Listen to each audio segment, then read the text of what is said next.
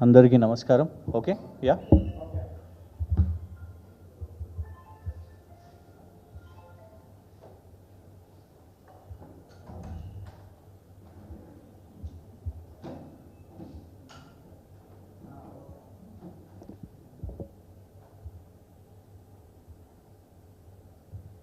Start చేయమంటారా?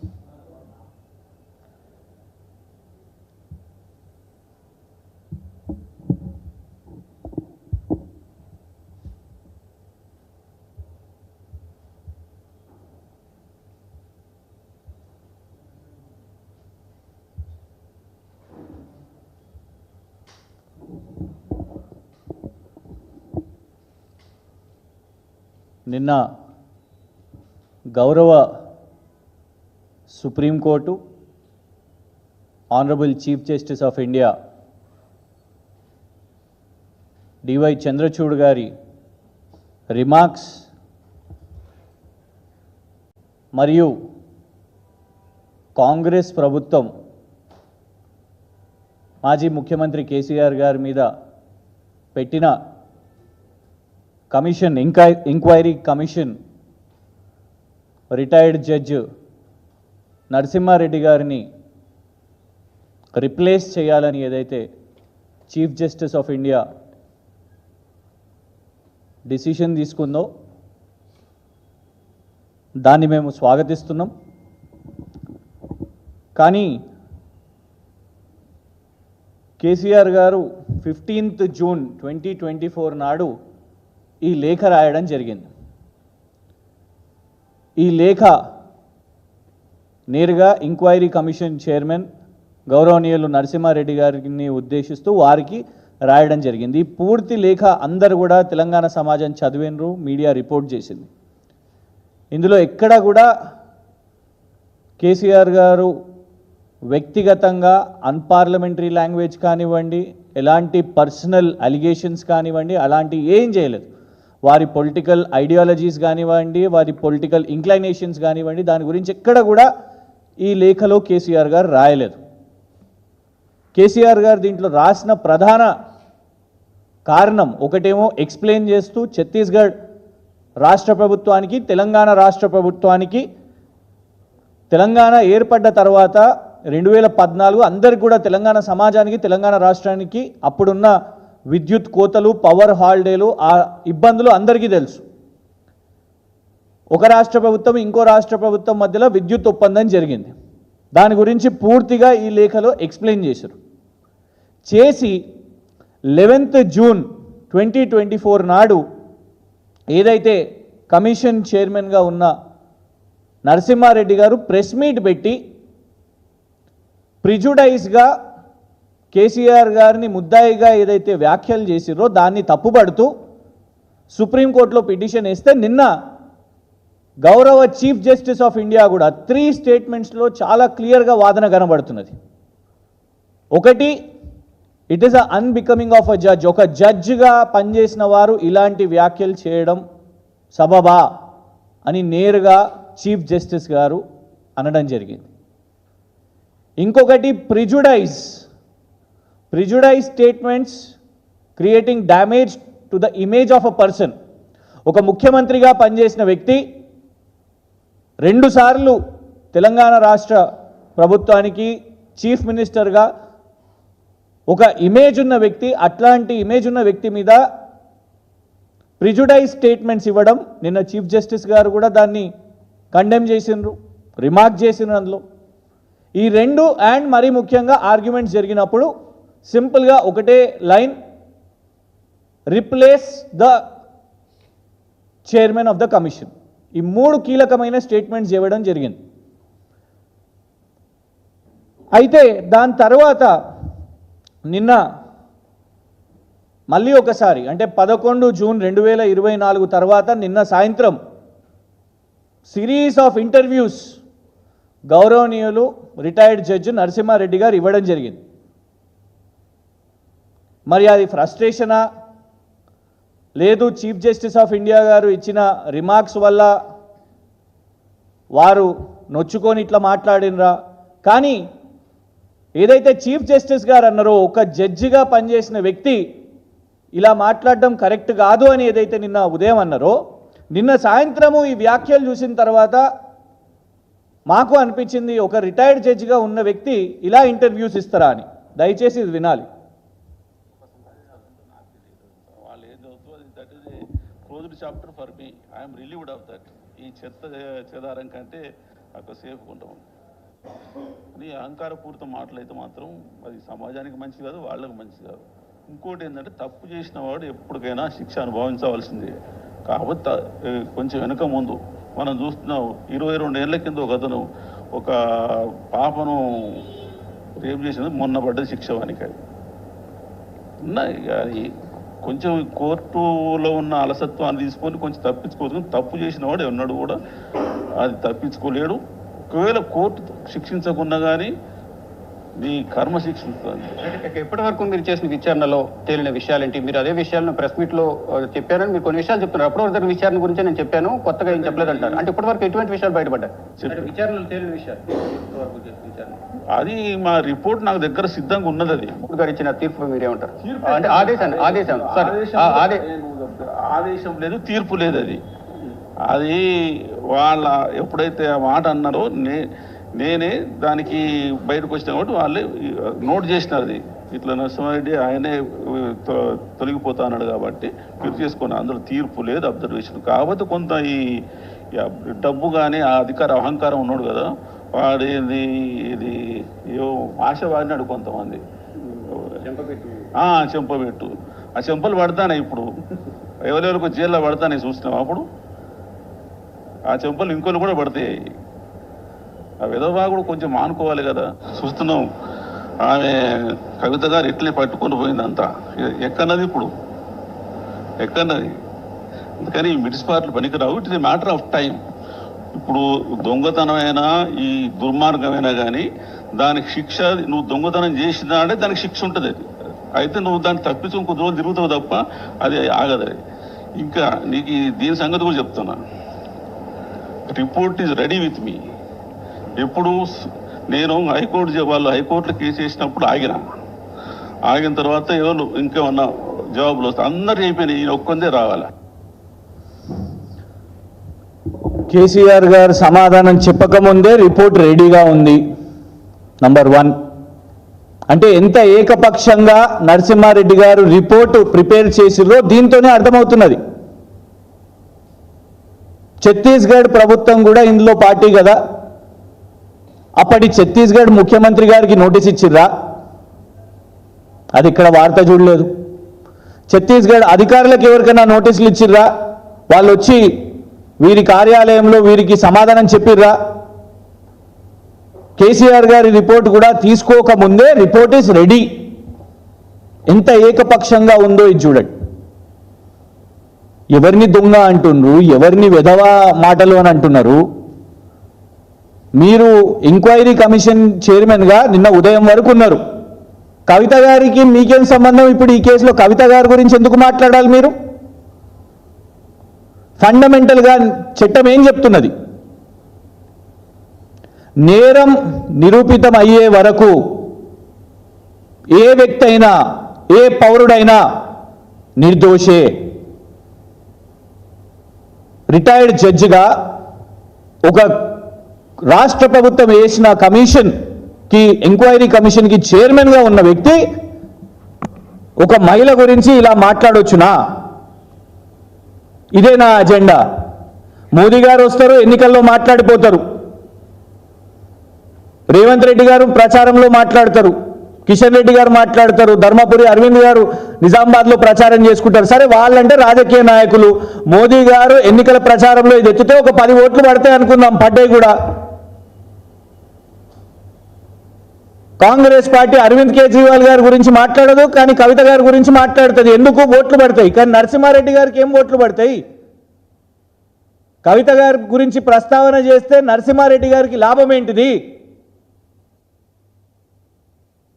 రాష్ట్ర ప్రజలు గమనించాల్సిన అవసరం ఉన్నది.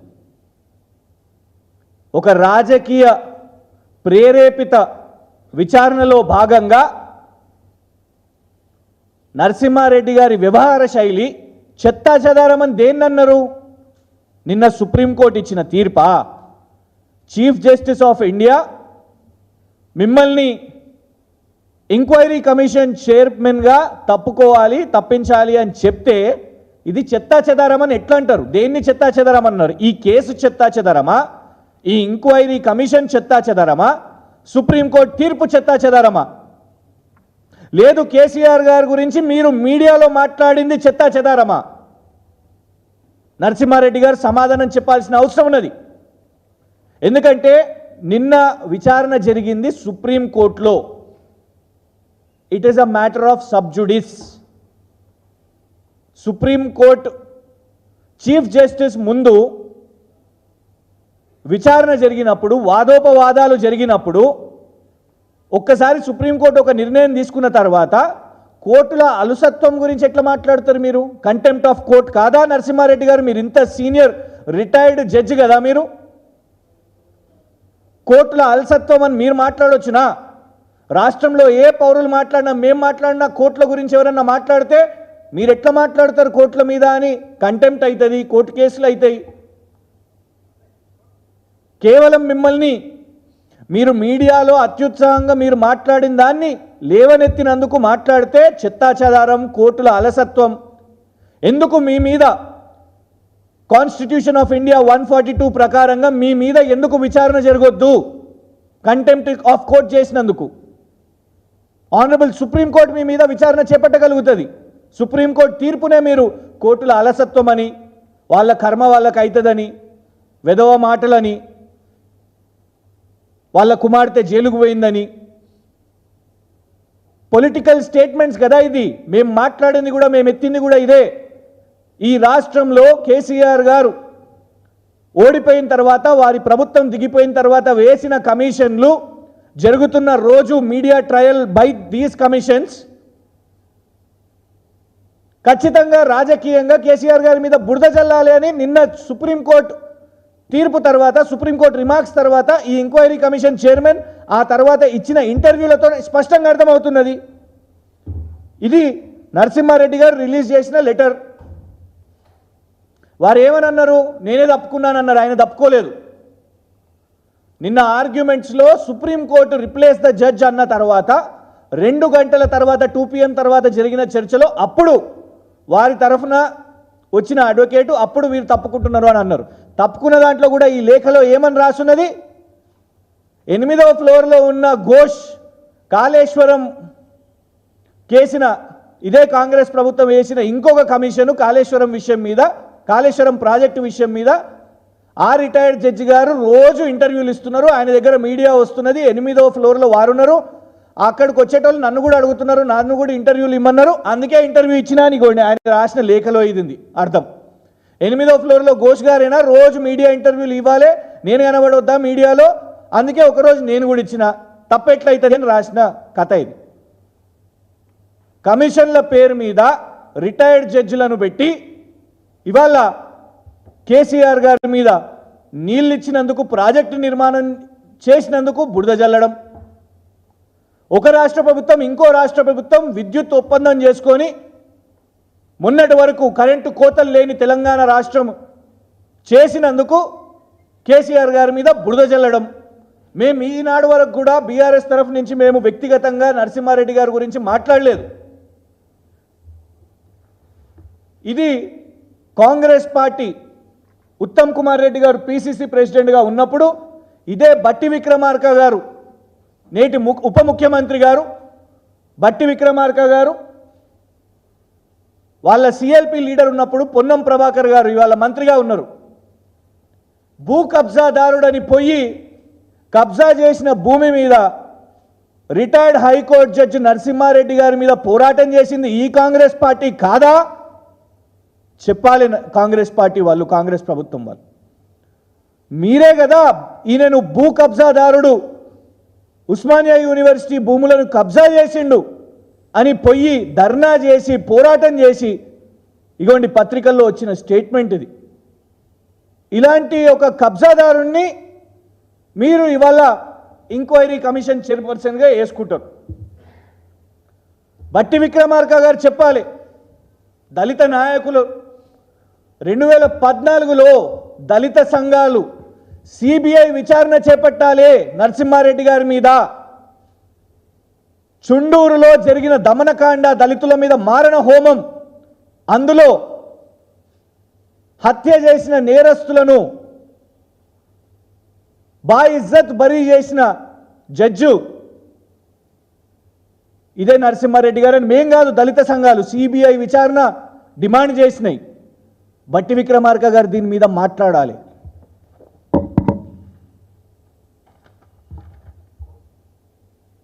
కేశవ్ బలిరామ్ హెగ్డేవార్ గారి పేరు మీద, ఆర్ఎస్ఎస్ సిద్ధాంతకర్త వారి పేరు మీద మొదలైన సంస్థ కేశవ్ మెమోరియల్ సంస్థ. దాని యొక్క చైర్పర్సన్ ఈ నరసింహారెడ్డి గారు. ఇవి మేము ఎప్పుడు ముందు మాట్లాడలేదే, ఎక్కడ కేసీఆర్ గారి లేఖలో ఇవేం కనబడలేదే, ఒక్క అక్షరం కూడా లేదే. ఎందుకంటే వ్యక్తిగతంగా మేము నరసింహారెడ్డి గారి మీద మేమేం పోరాటం చేయలేదు. అసదుద్దీన్ ఓవైసీ గారు సమాధానం చెప్పాలి. ఆర్ఎస్ఎస్ సిద్ధాంతకర్త, భారతీయ జనతా పార్టీ యొక్క వాళ్ళ సంస్థ అయిన కేశవ్ మెమోరియల్, మోదీ గారు వెళ్తారు, దేశంలో ఉన్న నాయకులందరూ వెళ్తారు అక్కడికి వచ్చి కేశవ్ మెమోరియల్కి, ప్రధానమంత్రి అయ్యే ముందు అయిన తర్వాత. మరి దానికి హెడ్గా ఉన్న ఈ నరసింహారెడ్డి గారి కాంగ్రెస్ ప్రభుత్వానికి సంబంధం ఏంటిది? అసదుద్దీన్ ఓవైసీ గారు చెప్పాలి. ఎందుకంటే మా మీద ఆరోపణలు వేస్తున్నారు కదా. ఏం చేసిరు తెలుసా? కేటీఆర్ గారు, హరీష్ రావు గారు ఢిల్లీలో ఈ కేసు గెలుచుకొని వచ్చారు. ఇలాంటి ఎన్నో కేసులు అక్కడ సుప్రీంకోర్టులో మేము ఇవాళ కొట్లాడుతున్నాం. చాలామంది అడిగారు, చాలామంది వాళ్ళకి నచ్చినట్టు రాసుకుంటున్నారు. ఏం చేస్తున్నారు కేసీఆర్ గారు, కేటీఆర్ గారు, హరీష్ రావు గారు ఢిల్లీలో ఏం చేస్తున్నారు? ఇది చేస్తున్నారు. మీరేస్తున్న తప్పుడు కేసుల మీద సుప్రీంకోర్టులో పోరాటం చేస్తున్నాం. దాని యొక్క ఫలితమే ఇవాళ కాంగ్రెస్ ప్రభుత్వం పెట్టిన ఒక బూటకపు ఆరోపణల కమిషన్ యొక్క రాజకీయ ఎంక్వైరీ, దాని యొక్క ఫలితమే ఇవాళ చైర్మన్ని మార్పు చేయడం జరిగింది. కేవలం ఇదే కాదు, పార్టీ ఫిరాయింపుల మీద కానివ్వండి, ఇవన్నీ కూడా అక్కడ సుప్రీంకోర్టు అడ్వకేట్లతో మాట్లాడడానికి కేటీఆర్ గారు, హరీష్ గారు ఉన్నారు. చెప్పండి, ఏం సంబంధం ఇవాళ బీజేపీ ఐడియాలజీ, ఆర్ఎస్ఎస్ ఐడియాలజీ ఉన్న నరసింహారెడ్డి గారు ఎవరైతే రిటైర్డ్ జడ్జి అని కూడా మర్చిపోయి పొలిటికల్ స్టేట్మెంట్స్, రేవంత్ రెడ్డి గారి స్క్రిప్ట్ ఏదైతే మాట్లాడుతున్నారో దాని మీద అసదుద్దీన్ ఓవైసీ గారు, కాంగ్రెస్ నాయకులు సమాధానం చెప్పాలి. ఎట్లా ఒక భూ కబ్జాదారుని, ఎట్లా ఒక బీజేపీ అని ఒకవైపు, ఒక భూ కబ్జాదారుడు అని ఇంకోవైపు, ఇట్లాంటి వ్యక్తిని మీరు కేసీఆర్ గారి మీద బురద జల్లడానికి విచారణకి వేస్తారా? ఇవాళ కమిషన్ల పేరు మీద, ఎంక్వైరీల పేరు మీద మాజీ ముఖ్యమంత్రి కేసీఆర్ గారి క్యారెక్టర్ అసాసిన్ చేసే ఒక ప్రయత్నం జరుగుతుంది. అయినా మాకు వ్యక్తిగతంగా నరసింహారెడ్డి గారి మీద మా పోరాటం నరసింహారెడ్డి గారి మీద కాదు. నరసింహారెడ్డి గారు ఇలాంటి స్టేట్మెంట్స్ ఇచ్చింది కాబట్టే ఇవాళ తెలంగాణ రాష్ట్రం ఆలోచించాల్సిన అవసరం ఉన్నది. జ్వరంతో కవిత గారు అక్కడ నిన్న హాస్పిటల్కి వెళ్ళారు. ఇవాళటి వరకు ఒక ఎవిడెన్స్ లేదు ఆ కేసులో. అరవింద్ కేజ్రీవాల్ గారి మీద లేదు, కవిత గారి మీద లేదు. కానీ అదే కేసులో ఉన్న మాగుంట తండ్రి కొడుకులు ఎంపీ అవుతారు, నరేంద్ర మోదీ గారితో ఫోటో దిగుతారు. కానీ కవిత గారు జైల్లో ఉంటారు, అరవింద్ కేజ్రీవాల్ గారు జైల్లో ఉంటారు. పోరాటం చేస్తున్నది మేము, బీజేపీ మీద, కాంగ్రెస్ మీద కలిసి మా మీద యుద్ధం చేస్తున్నది రేవంత్ రెడ్డి గారు అండ్ భారతీయ జనతా పార్టీకి సంబంధించిన ఇలాంటి వ్యక్తులు. ఇవాళ నరసింహారెడ్డి గారు కాదు, ఈ కమిషన్ ఏర్పాటు చేసిన రేవంత్ రెడ్డి గారు, తెలంగాణ కాంగ్రెస్ ముఖ్యమంత్రి కేసీఆర్ గారికి క్షమాపణ చెప్పాల్సిన అవసరం ఉన్నది. వేగ్ అండ్ వైల్డ్ అలిగేషన్స్ వేసి ఒక రిటైర్డ్ జడ్జి గారిని ముందు పెట్టుకొని స్క్రిప్ట్ కాంగ్రెస్ పార్టీ ఇచ్చి రేవంత్ రెడ్డి గారు ఇచ్చి వారి ద్వారా మీడియాలో మాట్లాడిపించి కేసీఆర్ గారి మీద ఇష్టం వచ్చినట్టు ఆరోపణలు వేసిరు కదా. నిన్న సుప్రీంకోర్టు ఇచ్చిన తీర్పు నరసింహారెడ్డి గారు కాదు, కాంగ్రెస్ ప్రభుత్వాన్ని రేవంత్ రెడ్డి గారి నిర్ణయంకి వ్యతిరేకంగా సుప్రీంకోర్టు ఇచ్చింది. ఎందుకంటే చైర్మన్గా అపాయింట్ చేసింది రేవంత్ రెడ్డి గారు, క్యాబినెట్ కాదు, తెలంగాణ ముఖ్యమంత్రి రేవంత్ రెడ్డి గారు. సో కాంగ్రెస్ ముఖ్యమంత్రి రేవంత్ రెడ్డి గారు ఈ తెలంగాణ రాష్ట్ర ఉద్యమ సారథి, తెలంగాణ రాష్ట్రాన్ని సాధించిన వ్యక్తి కేసీఆర్ గారి మీద బురద జల్లడానికి, వ్యక్తిగతంగా దూషించడానికి ఏమీ లేవు. కాబట్టి ఇవి అడ్డం పెట్టుకొని చిల్లర ప్రచారం కోసం ఏదైతే రేవంత్ రెడ్డి గారు ఒక కమిషన్ అనే ఈ డ్రామాని అడ్డం పెట్టుకొని చేసిర్రో, నిన్న సుప్రీంకోర్టు ఈ మొత్తం వీళ్ళు చేస్తున్న ఈ ప్రచారానికి ఎండ్ కార్డ్ వేసింది. కానీ కేవలం జడ్జిని మారిస్తే, రిటైర్డ్ జడ్జిని మారిస్తే అయిపోదు కదా. దీని వెనుక కథా స్క్రీన్ ప్లే డైరెక్షన్ అయిన రేవంత్ రెడ్డి గారు కేసీఆర్ గారి మీద బురద జల్లినందుకు క్షమాపణ చెప్పాల్సిందిగా బీఆర్ఎస్ డిమాండ్ చేస్తున్నది.